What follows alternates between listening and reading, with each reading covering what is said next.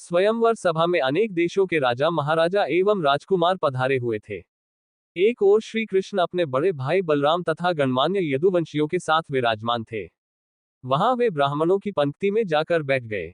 कुछ ही देर में राजकुमारी द्रौपदी हाथ में वरमाला लिए अपने भाई धृष्टद्युम्न के साथ उस सभा में पहुंची।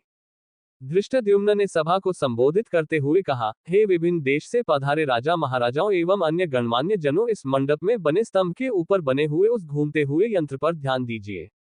उस यंत्र में एक मछली लटकी हुई है तथा यंत्र के साथ घूम रही है।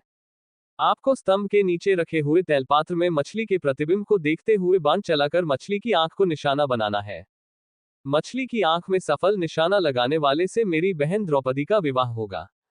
एक के बाद एक सभी राजा महाराजा एवं राजकुमारों ने मछली पर निशाना साधने का प्रयास किया, किंतु सफलता हाथ न लगी और वे कांतिहीन होकर अपने स्थान में लौट आए। इन असफल लोगों में जरासंध, शल्य, शिशुपाल तथा दुर्योधन, दुशासन आदि कौरव भी सम्मिलित थे। कौरवों के असफल होने पर दुर्योधन के परम मित्र कर्ण ने मछली को निशाना बनाने के लिए धनुष उठाया, किंतु उन्हें देखकर द्रौपदी बोल उठी, ये सूतपुत्र है, इसलिए मैं इसका वरण नहीं कर सकती। द्रौपदी के वचनों को सुनकर कर्ण ने लज्जित होकर धनुष बाण रख दिया। उसके पश्चात ब्राह्मणों की पंक्ति से उठकर अर्जुन ने निशाना लगाने के लिए धनुष उठा लिया। एक ब्राह्मण को राजकुमारी के स्वयंवर के लिए उद्यत देख वहां उपस्थित जनों को अत्यंत आश्चर्य हुआ, किंतु ब्राह्मणों के क्षत्रियों से अधिक श्रेष्ठ होने के कारण से उन्हें कोई रोक न सका। अर्जुन ने तैलपात्र में मछली के प्रतिबिंब को देखते हुए एक ही बाण से मछली की आंख को भेद दिया। द्रौपदी ने आगे बढ़कर अर्जुन के गले में वरमाला डाल दिया। एक ब्राह्मण के गले में द्रौपदी को वरमाला डालते देख समस्त क्षत्रिय राजा महाराजा एवं राजकुमारों ने क्रोधित होकर अर्जुन पर आक्रमण कर दिया। अर्जुन की सहायता के लिए शेष पांडव भी आ गए और पांडवों तथा क्षत्रिय राजाओं में घमासान युद्ध होने लगा। श्री कृष्ण ने अर्जुन को पहले ही पहचान लिया था, इसलिए उन्होंने बीच बचाव करके युद्ध को शांत करा दिया। दुर्योधन ने भी अनुमान लगा लिया कि निशाना लगाने वाला अर्जुन ही रहा होगा और उसका साथ देने वाले शेष पांडव रहे होंगे। वारणावत के लाक्षागृह से पांडवों के बच निकलने पर उसे अत्यंत आश्चर्य होने लगा। पांडव द्रौपदी को साथ लेकर वहां पहुंचे जहां वे अपनी माता कुंती के साथ निवास कर रहे थे। द्वार से ही अर्जुन ने पुकारकर अपनी माता से कहा, माते, आज हम लोग आपके लिए एक अद्भुत भिक्षा लेकर आए हैं। उस पर कुंती ने भीतर से ही कहा, पुत्रों, तुम लोग आपस में मिल बांट उसका उपभोग कर लो। बाद में ये ज्ञात होने पर कि भिक्षा वधू के रूप में है, कुंती को अत्यंत पश्चाताप हुआ, किंतु माता के वचनों को सत्य सिद्ध करने के लिए कुंती ने पांचों पांडवों को पति के रूप में स्वीकार कर लिया। पांडवों के द्रौपदी को साथ लेकर अपने निवास पर पहुंचने के कुछ काल पश्चात उनके पीछे पीछे कृष्ण भी वहां पर आ पहुंचे। कृष्ण ने अपनी बुआ कुंती के चरण स्पर्श करके आशीर्वाद प्राप्त किया और सभी पांडवों से गले मिले। औपचारिकताएं पूर्ण होने के पश्चात युधिष्ठिर ने कृष्ण से पूछा, हे द्वारिकाधीश, आपने हमारे इस अज्ञातवास में हमें पहचान कैसे लिया? कृष्ण ने उत्तर दिया, भीम और अर्जुन के पराक्रम को देखने के पश्चात भला मैं आप लोगों को कैसे न पहचानता। सभी से भेंट मुलाकात करके कृष्ण वहां से अपनी नगरी द्वारिका चले गए। फिर पांचों भाइयों ने भिक्षावृत्ति से भोजन सामग्री एकत्रित किया और उसे लाकर माता कुंती के सामने रख दिया।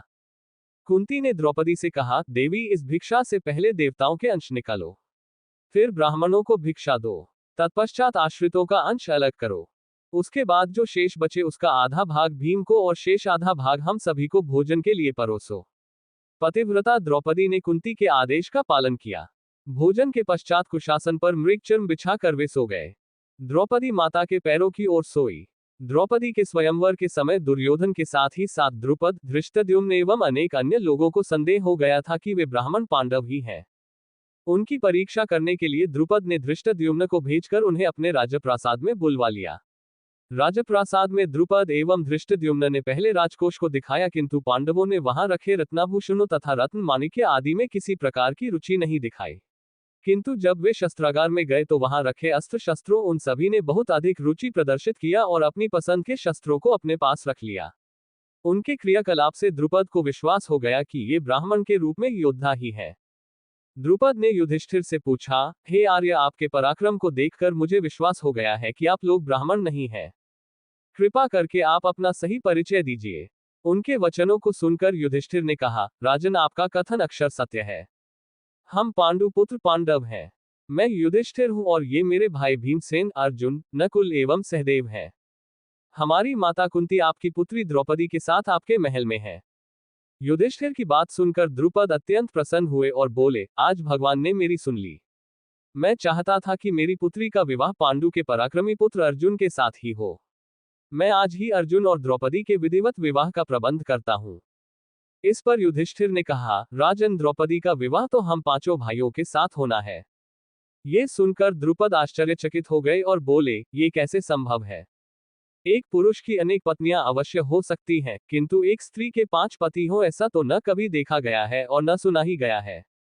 युधिष्ठिर ने कहा, राजन, न तो मैं कभी मिथ्या भाषण करता हूं और न ही कोई कार्य धर्म या शास्त्र के विरुद्ध करता हूं। हमारी माता ने हम सभी भाइयों को द्रौपदी का उपभोग करने का आदेश दिया है और मैं माता की आज्ञा की अवहेलना कदापि नहीं कर सकता। इसी समय वहां पर वेदव्यास जी पधारे और उन्होंने द्रुपद को द्रौपदी के पूर्व जन्म में तपस्या से प्रसन्न होकर शंकर भगवान के द्वारा 5 पराक्रमी पति प्राप्त करने के वर देने की बात बताई। वेद व्यास जी के वचनों को सुनकर द्रुपद का संदेह समाप्त हो गया और उन्होंने अपनी पुत्री द्रौपदी का पाणिग्रहण संस्कार पांचों पांडवों के साथ बड़े धूमधाम के साथ कर दिया। इस विवाह में विशेष बात यह हुई कि देवर्षि नारद ने स्वयं पधार कर द्रौपदी को प्रतिदिन कन्यारूप हो जाने का आशीर्वाद दिया। पांडवों के जीवित होने तथा द्रौपदी के साथ विवाह होने की बात तेजी से सभी ओर फैल गई। हस्तिनापुर में इस समाचार के मिलने पर दुर्योधन और उसके सहयोगियों के दुख का पारावार न रहा। वे पांडवों को उनका राज्य लौटाना नहीं चाहते थे, किंतु भीष्म, विदुर, द्रोण आदि के द्वारा धृतराष्ट्र को समझाने तथा दबाव डालने के कारण उन्हें पांडवों को राज्य का आधा हिस्सा देने के लिए विवश होना पड़ गया। विदुर पांडवों को बुला लाए। धृतराष्ट्र, द्रोणाचार्य, कृपाचार्य, विकर्ण, चित्रसेन आदि सभी ने उनकी अगवानी की और राज्य का खांडव वन नामक हिस्सा उन्हें दे दिया गया। पांडवों ने उस खांडव वन में एक नगरी की स्थापना करके उसका नाम इंद्रप्रस्थ रखा तथा इंद्रप्रस्थ को राजधानी बनाकर राज्य करने लगे। युधिष्ठिर की लोकप्रियता के कारण कौरवों के राज्य के अधिकांश प्रजाजन पांडवों के राज्य में आकर बस गए।